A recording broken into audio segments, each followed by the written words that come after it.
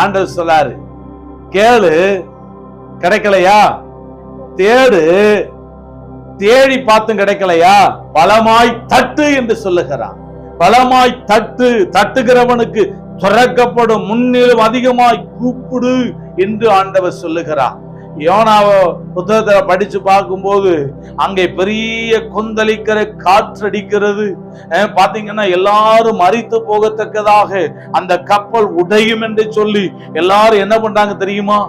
அவங்க தந்தன் தேவனை நோக்கி கூப்பிட ஆரம்பிக்கிறார்கள். ஆனால் யோனாவோ அந்த கப்பலினுடைய அடித்தளத்திலே போய் படுத்து கொண்டு அயர்ந்து தூங்கி கொண்டு இருக்கிறான். பாருங்க, அவங்க அவனை தட்டி எழுப்பி உன் தேவனை நோக்கி கூப்பிடு, நம்ம எல்லாரும் இப்ப சாக போகிறோம் என்று சொல்லி அவனுக்கு ஆலோசனை சொல்லுகிறார்கள். நிறைய வேளைகள்ல நாம ஜெபிக்க மறக்கிறோம். என்ன இன்னைக்கு நீங்க சரியா ஜெபிக்கலையேன்னு சொல்லி அருகில் இருக்கிறவர்கள் நமக்கு என்ன செய்யறாங்க, அதை நினைப்பூட்ட வேண்டிய ஒரு சூழ்நிலையிலேயே நாம் காணப்படுகிறோம்.